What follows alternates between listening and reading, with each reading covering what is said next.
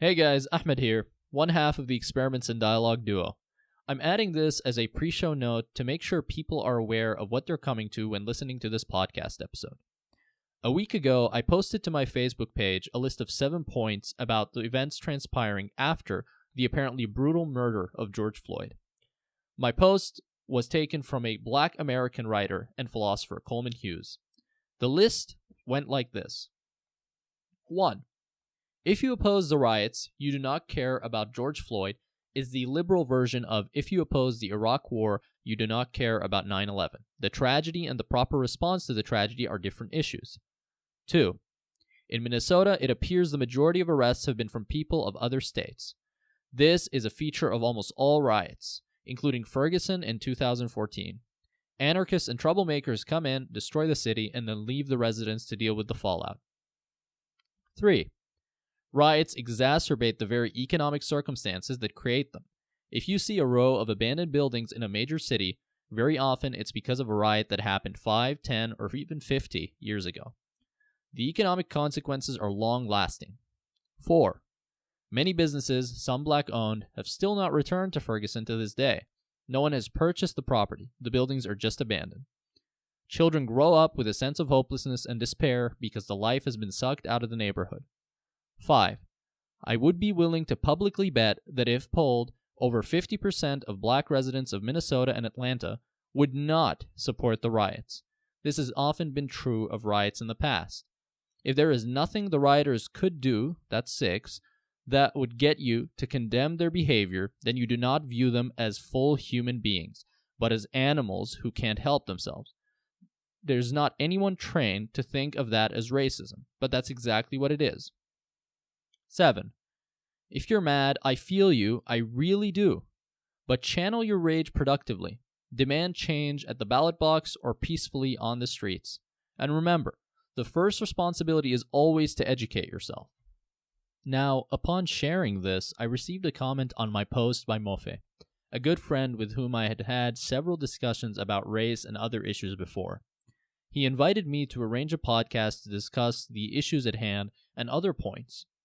What you're about to hear is precisely the product of that.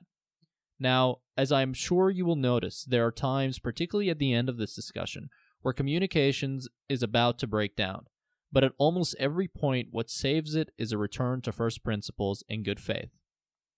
I must say, though, that near the end, we were all nearing the limit of our empty stomachs, and you will see some correlation between that and the breakdown of dialogue. In any case, I thoroughly enjoyed having this discussion and having Mofe on. I hope, if nothing else, this serves as a model for how to have experiments in dialogue. Thank you for listening and tuning in. I hope you enjoy it.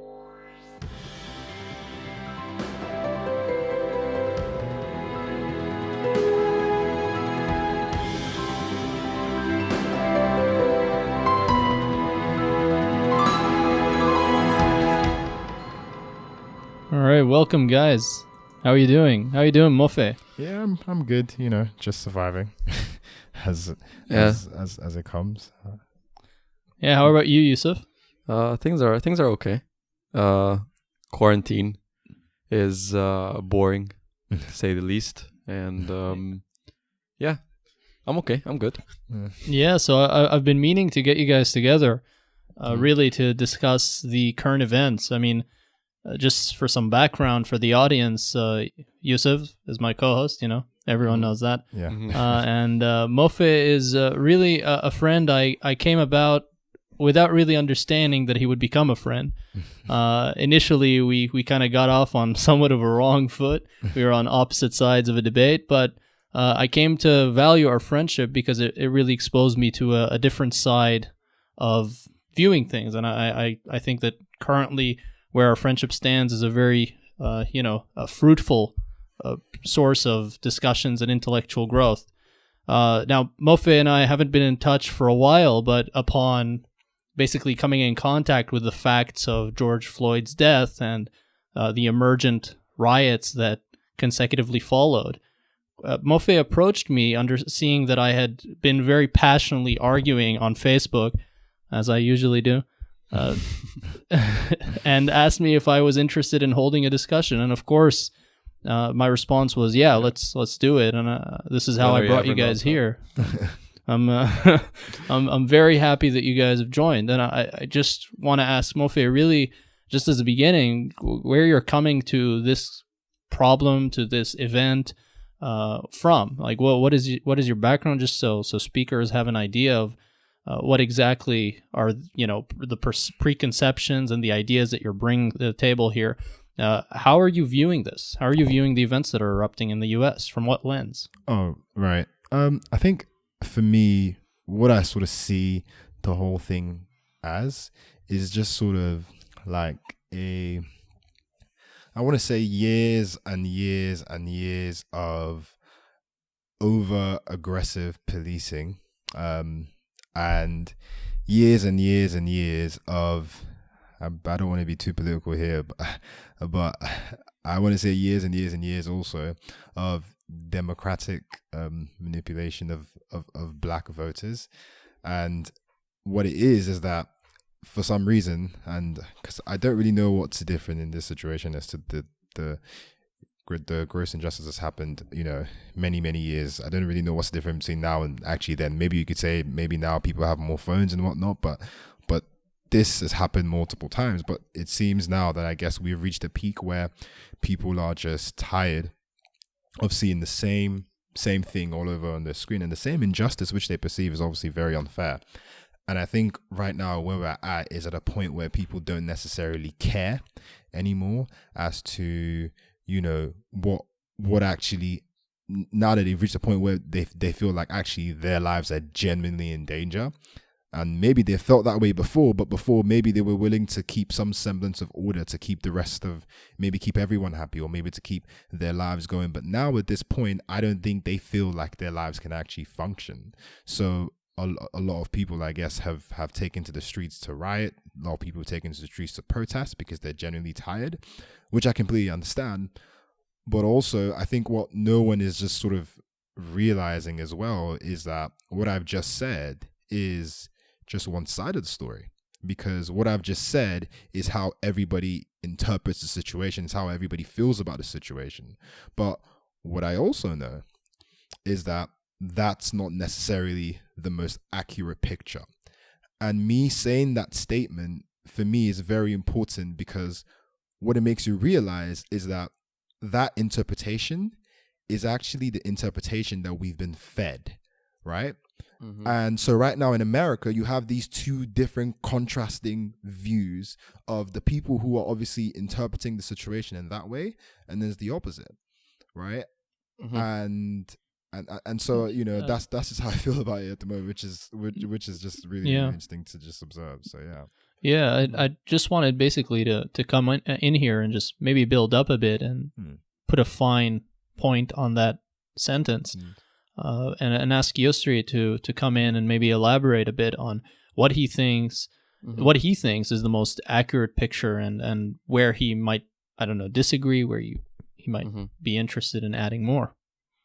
Okay, so here's the thing. So I do agree on something, but I do also disagree on another aspect. So the aspect I disagree on is that this happened before. I don't think that's the case. I don't think. Okay, well, what happened exactly? Mofe claims that this is not necessarily a new thing, right? People have. Which part? May I ask Mofe to just elaborate? Oh yeah, sure. Oh right. I mean, like the part I just meant is just that the police, the protesting, the killings, the. Oh right. The whole situation is literally happened before. There was Ferguson, there was Baltimore, and so I think. Okay. Are you describing the death of George Floyd, or are you describing just the revolt of people under pressure and a feeling of gross injustice? Oh right. I mean, like I guess I mean this whole situation. So the death of George Floyd by the police, or the death of a black man or person being killed by the police, and then people's anger towards it, and then people protesting or revolting towards it, and it doesn't necessarily just have to be in in-person protests. There was also social media protests of sorts in terms of people speaking out and having awareness. It's the same cycle again for the fourth year. Yeah. Well, I just think that it's okay. Here's how I see it. Okay, so Yeah. there's so much going on. There's so much that it's like sometimes just sit down and I'm like, what actually is going on? So you have most protests are peaceful. At least that's what people are saying. Okay, that's what most people are saying. Okay, and then you have Antifa, like an organized militant group, just with a blatant mission statement to wreak havoc. Okay, that's the to dismantle the system and bring it down. And then you have people who are just looting. It's people just rioting and looting. Like it's not really organized. And then you have all lives matter rallies, and then you have the police, whether kneeling down with protesters or being extremely violent. And then you have Donald Trump trying to have martial law be in order. And then there's just so much going on. There's just so much going on that there isn't any unified message. Yeah. So here's what I see, right? Like what exactly is the purpose of this? Is it to stop racism? Is it to stop the death of black people? Is it to stop the death of black people by cops? Is it that cops are disproportionately killing black people and hunting them down? Here's what I don't get. There isn't any most of the messages that how do I say this, that are being put out there. Yeah, the title these protests, such as Black Lives Matter, right? So Black lives do matter. I mean, I don't think that's negotiable, right? Black lives do matter, but that's what's really attractive about these messages. These messages almost act in the same structure our consciousness act, right? You have this the potential of how much an idea can go, and then you also have a persona. You have what it masquerades at. So Black Lives Matter, of course, Black Lives Matter, but then what does Black Lives Matter entail? And that's where I run into problems, right? You have organizations such as the NAACP, Right. for example, calling for white people to form barricades with their bodies around black people so that they would protect them from the police, as to work as human shields. Right. It just gets to a point where Black Lives Matter and the entire movement stops being racial and evolves to this level of like ideological supremacy, right? Because not all black people are welcomed into the Black Lives Matter movement. Black conservatives aren't. I mean, just me saying that right now, I wouldn't be necessarily. I would be called racist for most part on my social media feed, because it's mostly my friends are mostly very left leaning, and I mean that's there's so much confusion going on. There's so much confusion going on. Yeah, sure. Can I come in here and just to add on to that and to maybe pitch something to Mofe, a question that I'm curious about. What we observe is really a conflation of many different ideas, many different views on things, right? We're seeing the attempt to label this as an opportunity to overthrow the system, right? At one level, right? At one level, this is kind of being used as the major argument that the West, or in this case, the U.S. specifically, is irreparably corrupt and needing of a purging, right? And at the same time, you have others who are jumping on this to make the claim that what needs to be done is that justice needs to be served, right? But where exactly do we get justice from if not through some sort of institution, right? The desire to destroy all institutions cannot be married with a desire to implement justice, which necessitates institutions. Otherwise, what you have is just some sort of chaos. And I'm sure you're not in support of that, Mofe. I know we've talked about this to some degree, and clearly you're not for the most aggressive versions of the rioting. But I am just wondering as well, alongside Youssef, how exactly does it come to be quelled? How exactly do we get to a point where what's been done is enough? And again, this is going back to Derrek Chauvin and his specific case, and the fact that due process is a fundamentally important aspect of this. And if you want to charge him, it needs to be through a justice system, and it needs to be through a system that finds him guilty through evidence, which there is evidence of. But the question is, what is enough, right? Like, so if Derrek Chauvin gets, accused of manslaughter, is that sufficient, or does it have to be a first-degree murder as well? Like, what is enough, right? Do we need to kill him? Do we need to? What needs to be done? It seems to be like this is. It seems to me like this is an excuse to some degree to essentially make the claim that this is evidence of institutional racism, that the system doesn't work. But if anything, what we've been seeing through the unfolding of the events is that the system, in this case at least, is working, right? The system is what is attempting to bring justice to George Floyd and his family. So when do we stop using everything as an excuse for the system doesn't work, right? When do we stop insisting that we destroy the system, but at the same time wanting the system to succeed? Right. Okay. That's why I'm curious about if you want to have a go at that. No. I think we dropped the heavy that's okay. That's okay. Baggage on it. Yeah. I think the first thing I wanted to do anyways is just quickly address Youssef's point Sure. about not necessarily knowing what exactly what BLM or Black Lives Matter exactly is currently about right now. I think the very first thing is that Right. I'll just declare that I'm not I won't say that I'm fully conservative, neither am I fully liberal, so I'm just somewhere maybe just a little bit in the middle. But the power of that So- is so We're are in good we. company. Yeah, okay, we're great. very similar. So exactly. So Yeah. what I try to do, both of you do, is to I love observing things. Now, if you look at the way the Black Lives Matter movement has worked, and a lot of the things that the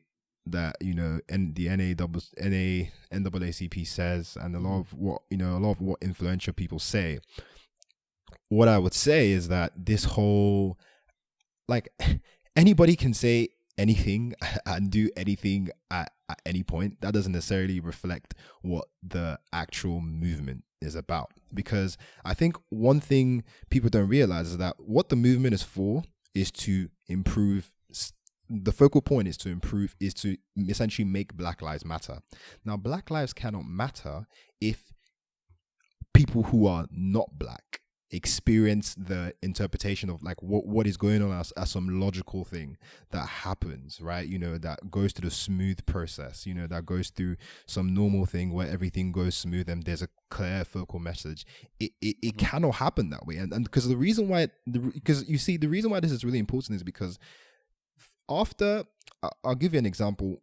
We've tried that in a sense, for example, when the Western, or when Britain let go of Africa, I'm going to put it that way, or some African nations after colonialism, the process that led to was a very cool, calm, we want independence. Some nations didn't even really protest. It was like a very cool, calm thing. But anyways, what happened after was a gross, I'm just going to call it in short, just injustice, in the sense that how, for instance, Britain meddled in Nigerian politics for years, and no one was saying anything. Essentially, they were trying, I'm not going to first outcry and say that, they did anything wrong and try to, destroy the system. But essentially what I'm saying is what was being done was terrible. And it created a very bad Nigeria. That's a summary of what I'm going to say. Now that has happened, and that has probably led to the situation in which we're in right now. Because one thing I've always sort of assumed in the world is that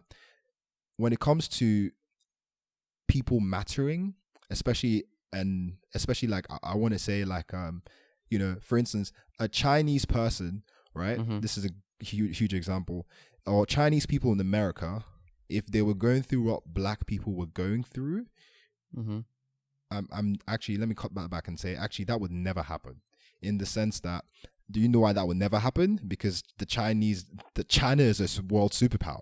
Do you see what I'm saying? Whereas you don't have any world superpower or any powerful nation, any real powerful African or black nation that exists, right? And so what the Western world, or in terms of Britain did, in terms of the way it handled post-colonial political relations and how it meddled with African economies and whatnot, was a serious, it was grave injustice. So that's the very first thing, which means that when you now want to address the very system which supposedly oppresses you, you cannot do it the way it's been done before, because everything just gets swept under the rug, everything just goes smoothly, and we're still in the same system. But if you create confusion, because confusion, bear in mind, is a war tactic. That's one thing no one actually ever realizes, right? You don't necessarily need, because say for instance, like I said, if it was going smoothly, you would get the message, and maybe you might be able to find some long, constructive, legal way of having a cool dialogue and stuff. But what the movement actually does is that it creates confusion, and it gets you thinking, because you're wondering, well, what is going on? And you might be thinking to yourself, oh, they're not actually achieving any goal, but that puts black people in your head. That makes you think twice about, oh, there might be some confusion if I do something wrong. That makes you sometimes actually question yourself. And that is fundamentally what the movement tries to achieve. With regards to nitty-gritty, all that can be had another time. I'm not also clear sometimes as to why black conservatives are also not included in the space. But the thing I will say is that that's not necessarily even just a BLM thing, a Black Lives Matter thing. That's a liberal, or I would say it's a very political thing, because even if you go on Twitter, if it's something like, I don't know, if you use Twitter, there's loads of accounts that say stuff like, if you belong to this other thinking, let's say if you're apparently racist, if you're or if you're homophobic, or if you're I don't know, another thing that's bad, then you're going to be, block me, get away from me. I don't want to talk to you. And that's just the general attitude of I want to say a hard line, because the funny thing I've always seen actually is that, I want to say it's a left thing, because on the right I don't necessarily see, I see racists that are right, but I'm not gonna lie to you, even racists will still come up to you to tell you, forgive my French, but even racists will still come up to tell you that, hey Negro, do you get what I mean? They want to have a conversation with you. They actually, it's not necessarily that they want to tell you something good, but they just want to talk. Do you get what I'm saying? But there's a hard left liberal stance that's like, actually get out. And obviously BLM fits within that. So it's just that whole interpretation. But in terms of what, again, just to answer the main question, I think that what we're missing here, right, is that in as much as the system, which I agree with both of you, by the way, I think the system it's a functional system that can get things done. I completely agree, right? But where it's more than that, isn't it? Yeah, I guess it is more than that. But I just want to say, for summary purpose, that's just what I'll let it. That's why I'll just let it be. But what I feel as though people don't necessarily, which is a point Ahmed made to me a long time ago, which is just that these institutions, in as much as they work and they do the said jobs which they're supposed to do, sometimes they fail, right? And exactly. The problem Absolutely, is, of course. we have bad institutions, right? Sometimes, and actually a lot of times, and they fail really badly to the point where, you want to say to yourself, could you give us an example about that? Where okay, institutions say for like example, in relation to, I'll give you the police is the best example. Why? Because in America, for example, white people black people for some reason, you can give your reasons as to crime, maybe because there's more crime committed in the black community or whatnot. I get that. But why do black people have way more police encounters with the police? There's no reason as to why, because when you compare the crime rates in terms of poor white neighborhoods, and let me see, because the majority of the crime does not come from more affluent black neighborhoods, it comes from poor black neighborhoods, right? The crime rates in both. That's not actually like wholly true, but like please go on. Like we can discuss this later. Yeah, but the crime rates are similar in terms of poor white neighborhoods and poor black neighborhoods, because it's crime. Do you see what I'm saying here? So there's no reason as to why black people should be targeted more, if you get what I mean, and should have more police encounters. That is a failure of policing, right? And what we've and I can honestly, I don't support the riots, right? But again, I'm very big understand on them? Yeah, I understand them because personally I'm very big on, and one of the reasons why these riots and protests work is that what you don't realize is that you said obviously there's a system that's actually functioning, and they've charged Derrek Chauvin and they've got all these guys on charges.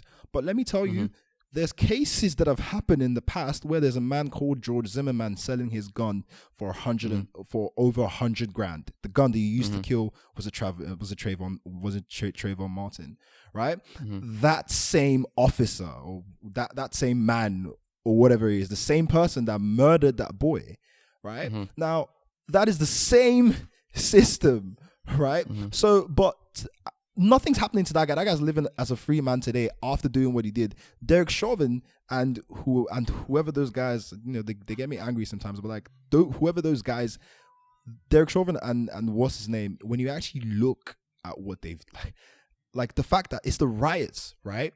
People destroying property, people actually making people feel really, really uncomfortable. And it wasn't just George Floyd, by the way. Before George Floyd happened, there was Ahmaud Arbery. Before George Floyd happened, there was, what's her name, with the woman, I don't know if you remember her, the woman that was trying to call the police on a black man. Now, when you actually look at what these protests have done, they've literally shaken the very foundations, and they were destroying property. Now, the reason why this is important, which is the final point I just want to make about this, is the economic damage that it causes. Right now, when you look at, say, for instance, the amount of you can destroy, it's one thing. It's one thing for for us to be in coronavirus times where there's high unemployment and what's not. It's another thing for you to impose unnecessary costs on businesses to move forward. Now, there is no reason why any business owner or anybody who runs a business will ever want their properties to be destroyed. They might say, "Oh, go and do what you need to do and whatnot." But like Mark Jacobs. Yeah, Mark Jacobs. Did you see him do that? Yeah, say that? I saw him do that. But realistically, come on, man. Like, if the riots continued, they would have bankrupted you guys. Like, it's as simple as it gets. No, Mark Jacobs. No, yeah, like he has everything insured. Sure, Pretty sure his socks are insured. No, that's what I'm saying. But essentially, the point I'm trying to make is that there is economic costs to what these people are doing, regardless of if there's insurance or if there's no insurance. The simple truth is that there's going to be economic costs. If it's not, bear in mind, if it's not to the fashion company, it's to the insurance industry. And bear in mind that the insurance industry in itself invests in those same fashion companies because they have to put their institutional investors. So that's where the point is. It affects them economically. And even though I don't support Antifa and what Antifa is doing, what they did actually set the ball rolling. Because let me tell you something, you cannot, right? And even though I would have much preferred peaceful protests, I can actually see the merit in what's happening. Although the actual objective of Antifa to destroy the system is dumb, right? Because again, it's that same system, like you said, that's trying to give them justice now.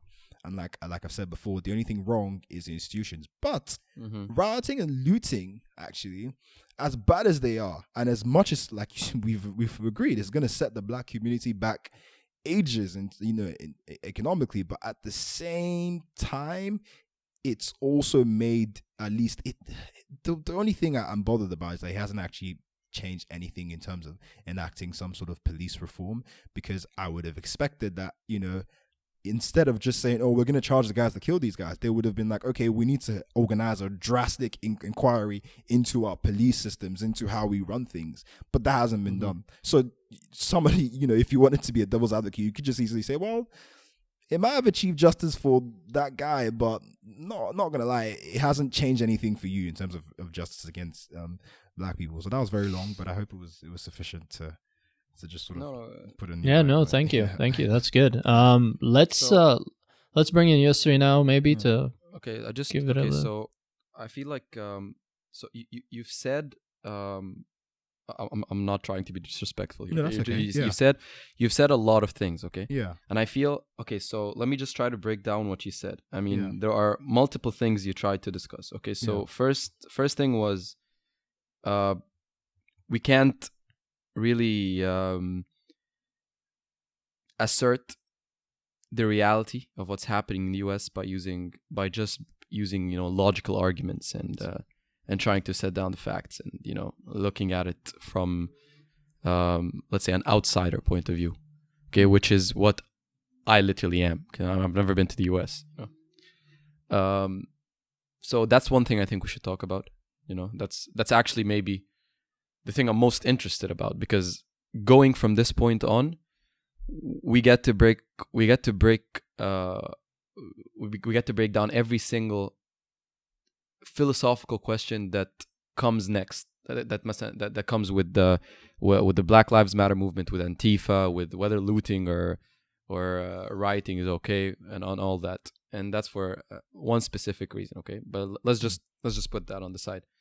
I feel like, Mac, you should come in here and maybe let's just try to organize this in a manner in which we're talking at one thing at one time, just to deter from being hyperbole, and just to deter from moving from the abstract to the specific.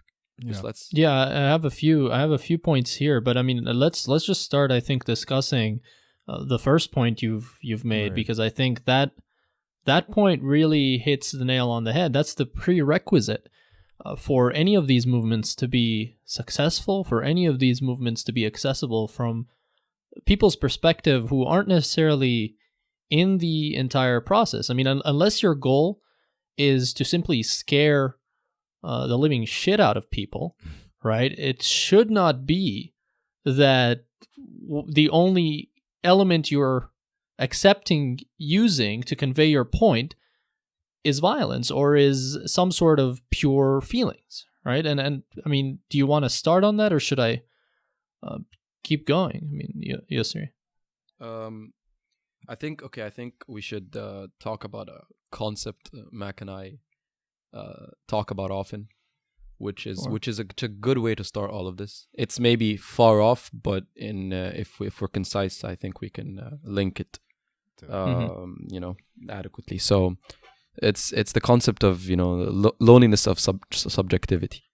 Yeah, and it's a more philosophical concept than anything, but you'll get the point of why we're bringing it up here. Yeah. I think elaborate. So let me pick it up. Let me pick up this concept, and then Mac can come in and take it over. Sure. So, in a very real sense, okay, every single person is alone, right? In a very real sense, you are the center of your own universe. As in, no one will ever experience exactly what you have experienced. And this has many dimensions, right? Because no one will have the exact set of genetics you have, of DNA. No one is gonna be born in the exact same environment at the exact same time to the exact same parents. There's no way someone could at any point break through all your experience and actually feel you, can actually understand you at a point which is ultimate. Okay, so Mac, you could take it from here. Yeah, that's very good. And basically the issue there is that people find themselves depressed by this, and people find themselves, and partially rightly so, find themselves annoyed that truly there is no way of leaving your own subjective experience. There is no way of letting someone into your subjective experience in any real sense. And the implication of that is that in many cases, it is true that, as many on the left would have you believe, it is impossible for a brown person like myself to come to understand a black person's suffering. It is impossible, truly, for a male to understand a female's suffering. But the only issue with that statement is that it doesn't go far enough, because it's not simply the case that this is a problem across different groups. It's not simply the case that, Mofe, I can't understand you because you are black and I am brown. It's deeper than this. It's far deeper, and there are many better philosophers who have discussed this. But it's deeper because it's not just that I can't understand you because you're black. It's that I can't understand you, period, because you are an individual who is completely different from me. Right? And no matter what individual you bring to me, that will apply to. Right? Now, of course, this might sound depressing. It might sound rather pessimistic, but in a sense, this is where the kernel of truth in the Black Lives Matter slogan, in the idea that no one can actually understand black suffering, no one can actually understand female suffering, no one can actually understand all of this intersectionality talk, right? This idea that you need to bring in more than one group attribute in order to define more uniquely the person you are talking about. Yes. People are members to not just one or two groups, they are members to an infinite number of groups. But the fact that that's true also means that you can't even list the number of groups that you'd have to talk about in order to be able to understand what that person's experience is like, right? Like, ultimately, what intersectionality boils down to, and I'm not saying that you're in support of this, Mofe, but we're more criticizing the Black Lives Matter idea. The Black Lives Matter idea is Black Lives Matter. You have to understand that, but you cannot understand that. You have to understand that, and you have to accept it, but actually you cannot truly understand it or accept it. Okay, well, how on earth do we reconcile that unless we have some mechanism that allows us to speak across experiences, right? And this is why Yusri and I harp on, and I think you understand this very well, Mofe, because you are someone who is very much in support of the same ideals that I'm talking about, what I'm about to say. This is what we mean when we say that dialogue, that an attempt to figure out what is real, what is true, by taking our two equally distorted visions, right, and putting them together as if it's the double distortion of glasses coupled with an eye that is distorted as well, that generates the perfect picture, the picture that is actually accurate, right? We bring these two people together. We bring Mofe, we bring Youssef, we bring Ahmed, and we try to navigate the differences here so that we can understand each other. And the idea that the only way we can understand each other is by black people screaming and rioting or whatever they happen to do, right? Yeah. And even then, we can't actually, right? This idea is an attack on the very foundation of our alternatives to violence, right? When you take away the ability to speak, you fundamentally take away our alternative to violence, okay? And, you know, I understand that and, you know, I don't perfectly understand, but I can understand. You underestimate the ability of humans to be imaginative and to, you know, even take on other people's characters in their minds in order to better understand them. But I can understand that there is massive outrage about the issue that is not just in the letter of what happened to George Floyd, because what happened to George Floyd, we might, you know, see it as, okay, in that specific case, maybe that's not the best particular demonstration of an injustice where the law wasn't carried out, right? Because the law is being carried out. But I understand that people are outraged at the spirit of what happened to George Floyd, not the letter. Okay, it doesn't matter that this cop was taken and subjected to trials and due process and then successfully put to jail, right, for manslaughter or whatever he happens to be charged for. What actually matters is the fact that this even happens, is the fact that this resonates at a subjective level with all these people. And the fact that it does should tell us something. It should tell us that there is a lack in American community and culture in some way, and the American black experience is having a lot of, you know, suffering imposed upon it at the moment. Now, what is the solution to this? Is the solution to this to reject all possibility that another person will understand and require that they simply agree without any debate? Is it to say, yeah, you are brown, you are white, leave me alone, you will not understand, just accept what I have to say, you don't get it? No. The alternative, the only alternative we have that is sane, that allows us to exist in a society that is not just built primarily on violence, is to say, okay, let's sit down and talk. Let me use my capacity to articulate. And it's not like black people are lacking in capacity for articulation, right? We have many, and you are yourself, brilliant orators, right?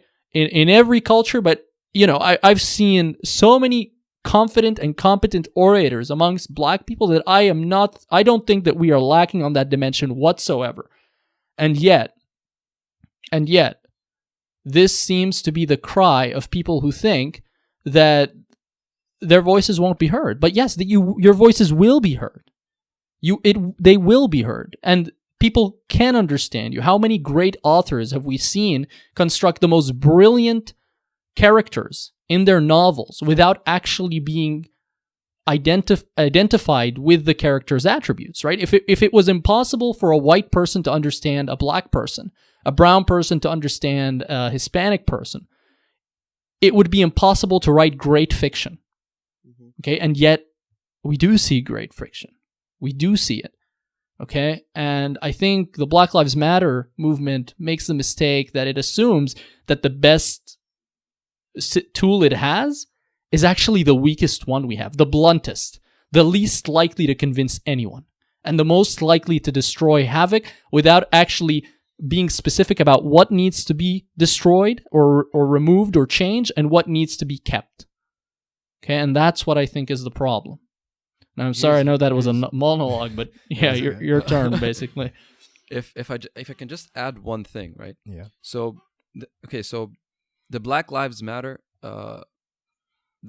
movement is claiming to be the voice of all Black lives, right? Now, this is not true for many reasons. This is not true in the abstract, because we know that, just to set this down, that in-group differences are much larger and much more diverse than between group differences. So within the Black community, there's so much more diversity in thought than between Black people and white people, for example. Okay, that's one thing. The second thing is that we know for a fact, for example, there was the Pew Research Center found that 60% of Black Americans without a college education believed that racism had nothing to do with their advancement in life, with their advancement, with the economic advancement. Something else, for example, is more than 50% of Americans without a college education, if I remember correctly, also according to Pew Research, don't believe in things such, or don't think things such as affirmative action are good ideas. So the fact that the Black Lives Matter movement first masquerades or puts itself on behind the mask that okay, here's what I'm trying to say. The message of Black Lives Matter is very attractive. It lures you in, right? Because yes, Black Lives Matter, and yes, if I'm a person who knows nothing, and I've seen I've seen the video of George Floyd being murdered, okay, I would genuinely be moved. I mean, there's so much emotional provocation that comes out of this video. That's just normal. And then a movement comes out and it's like Black Lives Matter, and then it is really ill researched. That's the problem, right?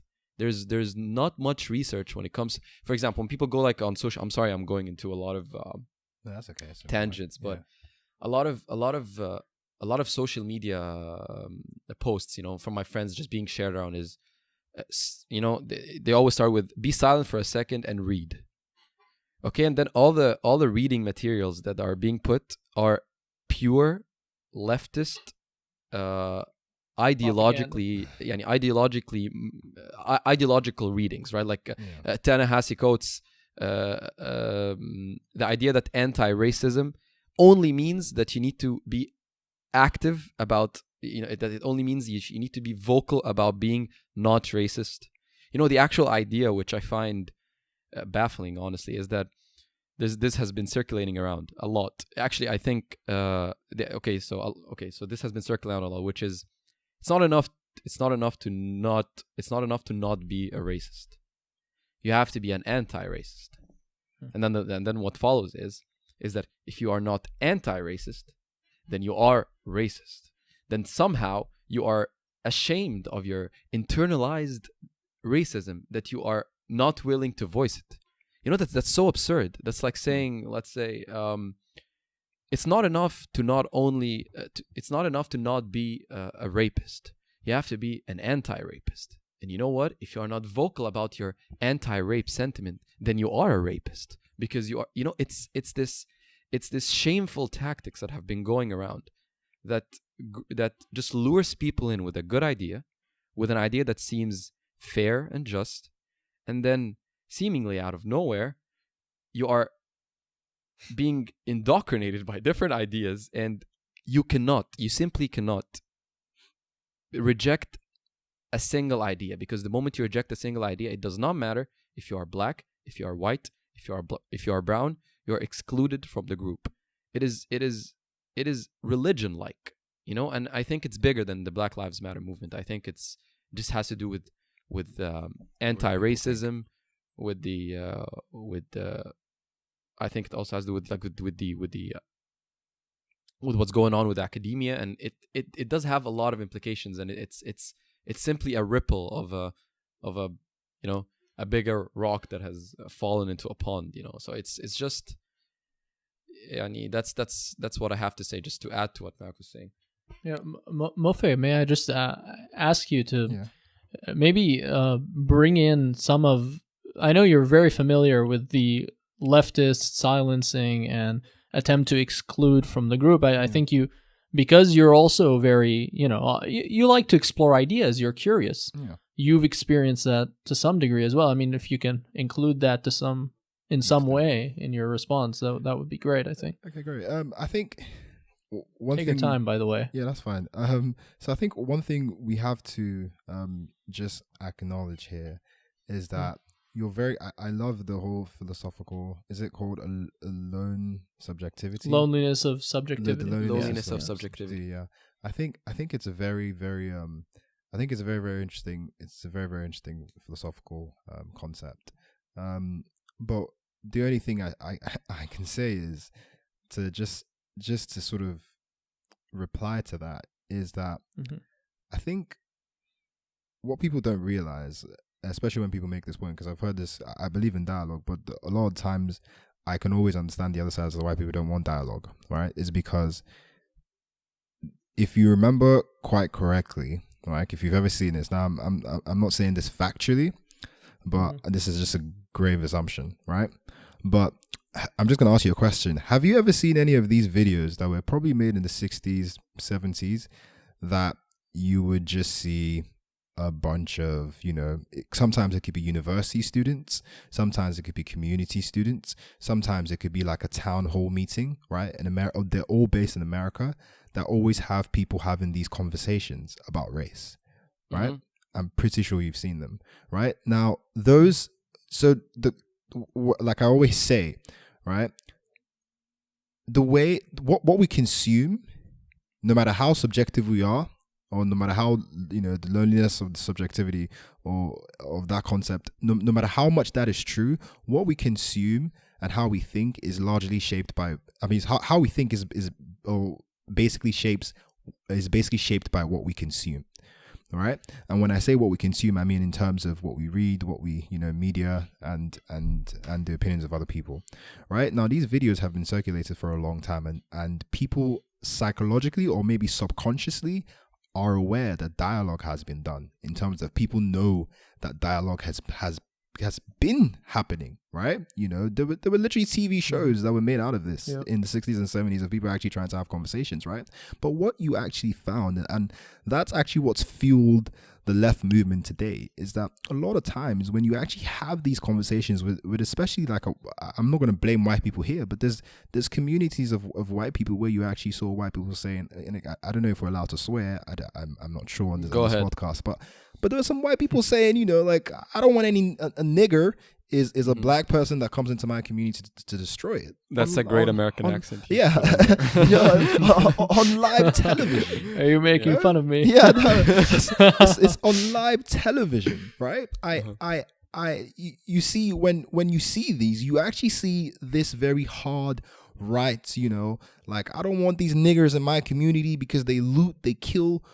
It's generational thinking, right? That no matter what we do, no matter how much dialogue we try to have, there will always be a limit. Like you quite correctly highlighted, which is why I love the philosophy. There will always be a limit to that interpretation, because right? Well, I don't really believe that a white person going like on live television and saying the N-word. I don't think that's really dialogue, is it? No. But that's not really what we're. It was dialogue in the sense that they were actually trying to have like a healthy conversation as to why do you have the opinions that you have, and is there any sort of bridge that we could get? Essentially, do you know what's funny about that same person? That same person said that actually they like black people, but they don't just like niggers, because apparently they're two different things, right?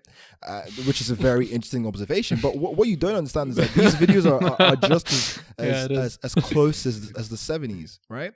And these people are grandparents. Like I said, what we consume is what makes the way we, what shapes our thinking, right? And so imagine that, right? Even of course there will be a point where people realize, oh, actually this is really, really bad to think, but there's just this thing, this ingrained thinking, right, that's all within us, right, that no matter how much we try to separate away from it, we're just gonna have a little bit. It's not racist in the sense, but they're reservations. They're little I absolutely agree with you. They're little bits about us that make it it makes it a little bit harder to have a conversation. And the problem is that one of the reasons why it's also really hard to have a conversation which is one of the faults of I would say the Black Lives Matter movement and the left, is that I would honestly say the majority of the black people I know probably identify on the left side. I think the black conservatives or people who are probably in the middle are a very small minority in terms of the population, right?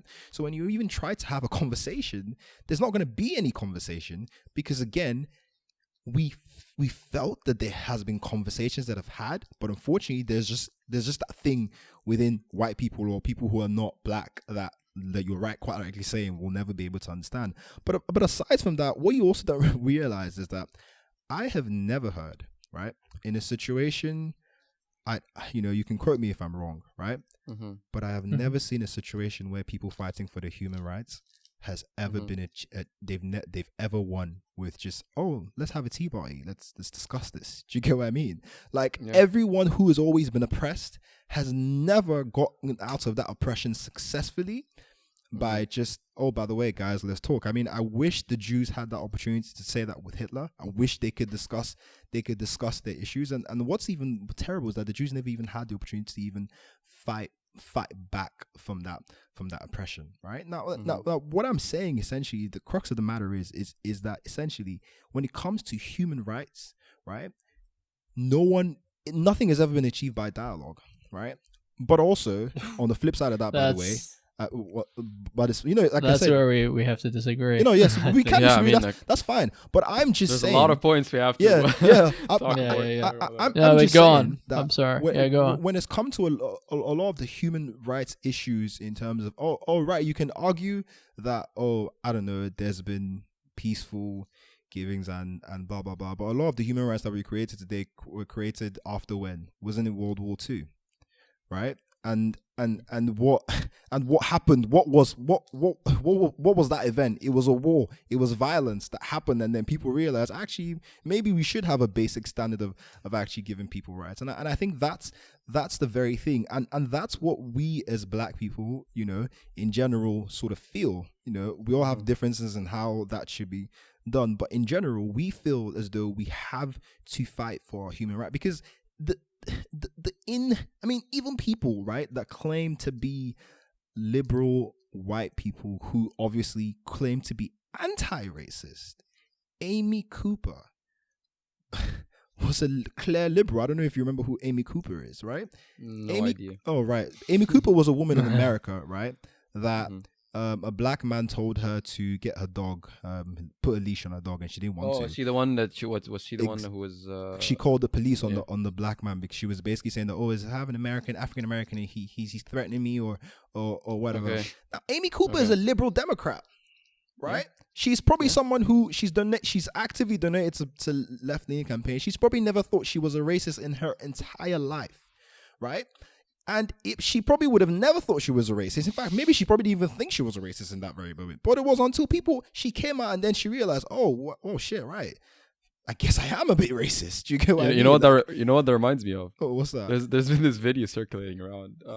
So a bunch of Antifa and like just rioters in general, like looters, like they're trying to like break into a store, and then the store has a Hispanic owner, and he comes out with a chainsaw. Okay. just like, you know, and then they're all just running around. They're like, call 911. Like Antifa, like call 911.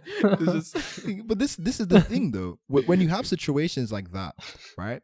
It's very hard for like for us to be able to say like, oh, we need to have a dialogue about these issues that you'll be able to understand. But because like I said, there's just that little bit that limits that, and that's one. And then in regards to I think, what was the final thing you wanted me to include again? Sorry, I think I just wanted you to talk about more of the exclusion, the in-group, out-group, the fact that people aren't even allowed to explore different ideas, because I know you explore different ideas all the time, and you get flack for it. Yeah, I think right? I think that's one of the worst disadvantages of sometimes, like, I never, God forbid, I'm not officially saying that I ever have this disadvantage of being black, but I think sometimes, it's one of the things you don't really I don't necessarily like about my community, in the sense that, and actually it's one of the things I don't necessarily like about people in general, actually, sometimes, which is just that there seems to be in the black community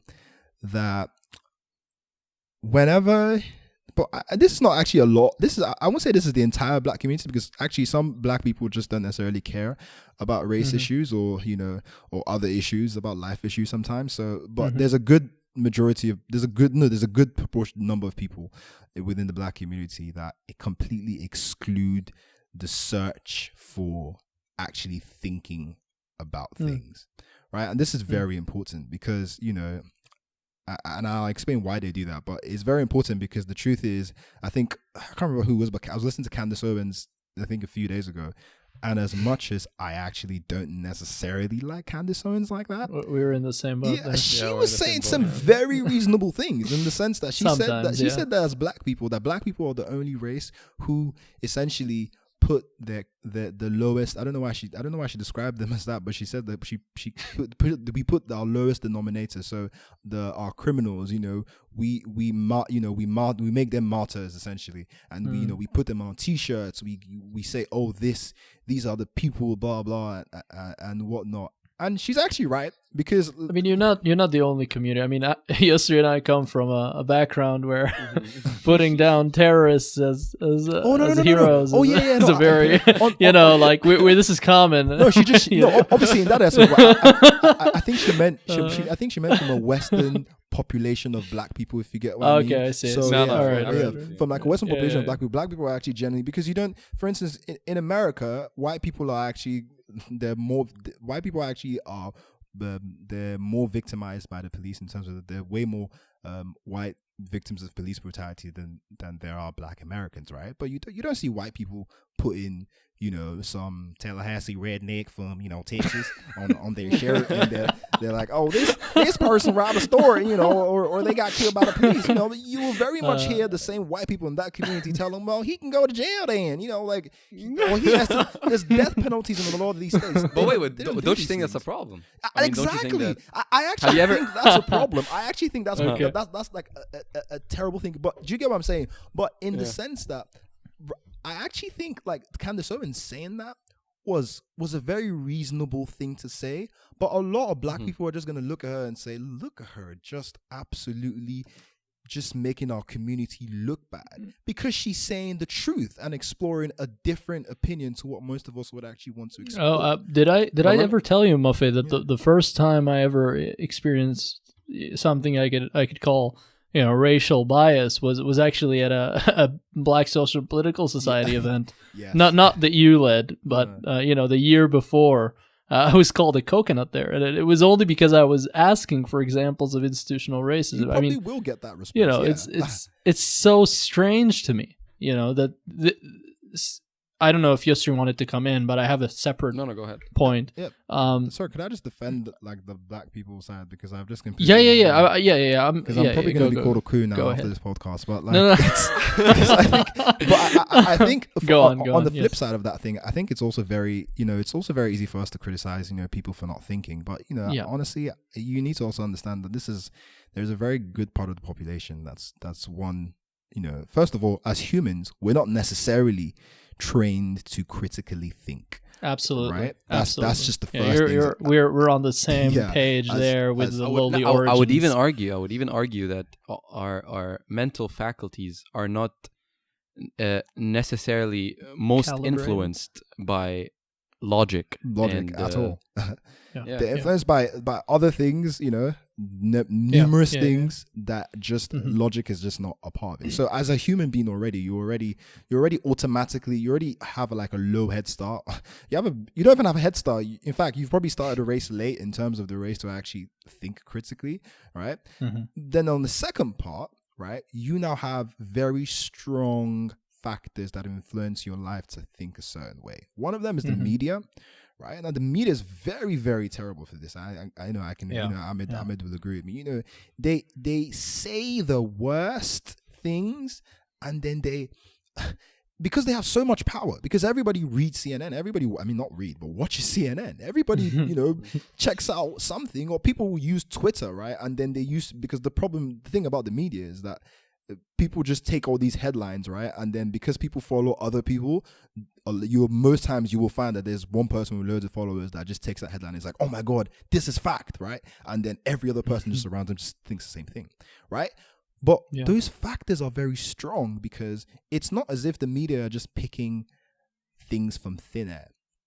They're picking things that genuinely do resonate with a lot of black people because they actually exist. So say, for instance, like as a black person, right, the reason why it's actually very hard because for instance, for me, right, before I go to a job interview, right, it's very important, right, for me to think about my hair, or it's very important for me to think about, maybe my I don't have to be too out there in a way, or it's very important for me to make sure that I don't get angry, or I don't get a little bit perturbed, by anything that someone says. As a black schoolboy, it's very important for you to be able to go into class, kind of hoping that they don't, if you do something wrong, or if someone tells you something or whatever, you just kind of have to hope that they don't think you're this violent, young,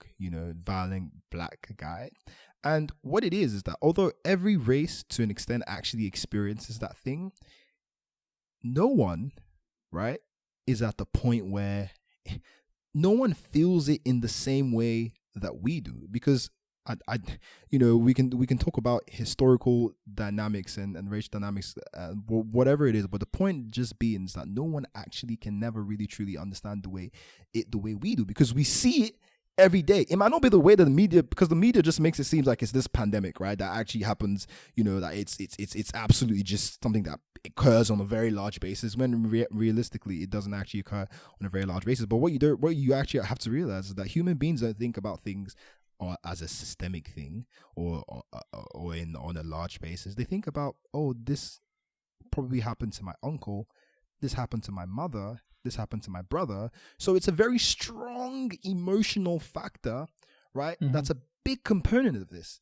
And when you have emotional, not because that's exactly what majority of us think through. But we shouldn't necessarily discount them or absolutely criticize them for thinking that way. Because actually, I think that emotional aspect is very important to be able to, or like you said, even have dialogue in the first place. Because you need to show how you feel, right? It's a very important part. But at the same time, I think, generally speaking, there needs to be some sort of re-education, right?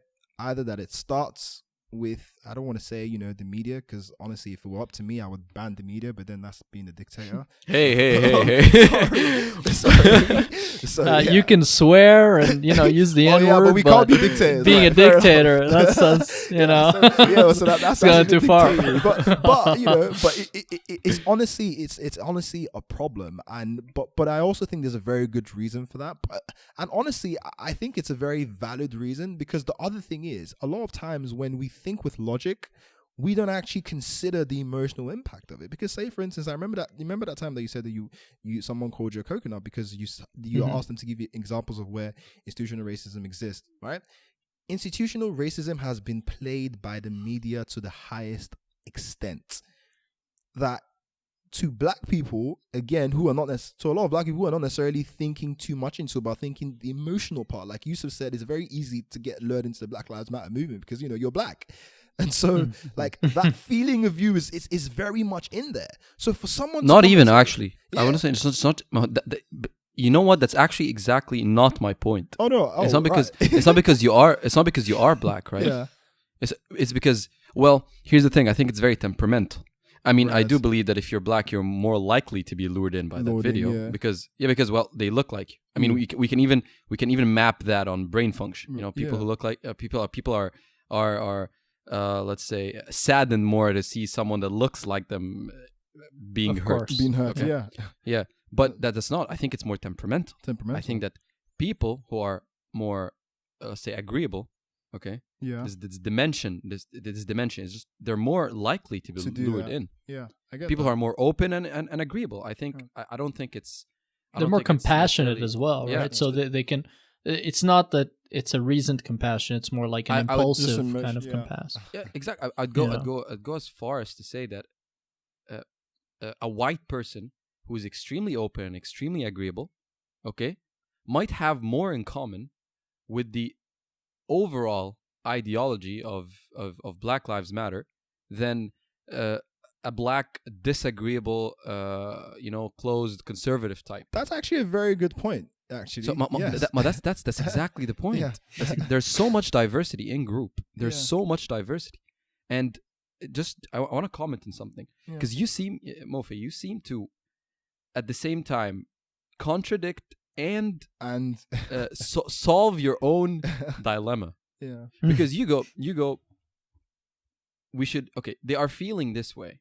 yeah, All right, so black Americans or black people are feeling this way, yeah, and the media has been pushing this narrative yeah. that black people are oppressed, that there's no way they can get out of their oppression because the system needs to be dismantled because it is working to further the white person and suppress the black person and oppress the black person. Yeah. Okay, and then you say, but nobody feels oppressed as much as black people, and we should take these feelings into consideration. Well, are these feelings mapping reality? That's okay. So we are considering feelings, but we're not considering feelings from a feeling point of view, right? We're not feeling the feelings. We're trying to look at the feelings and make sense of them. That's the why they're happening. Yeah. So you have priorly mentioned that, well, it's more likely for a white person to be killed by the police than a black person, for example. Yeah. Okay. Yeah. And one of the counter arguments to that is, well, even though black people are less likely to be killed by the police than white people, they only constitute 60% of the.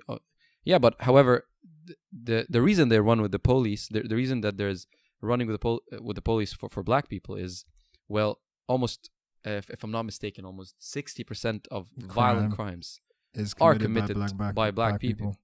Almost these are things that are not discussed in Black Lives Matter movement, because you know these what's his name? He's something Lawler, I think. He's a black conservative, and he has this very inflammatory statement, and he's like, Black Lives Matter only when a white cop kills a black person, but Black Lives do not matter when the biggest killer of the black youth is black on black crime, is homicide. These things are not discussed in the Black Lives Matter movement.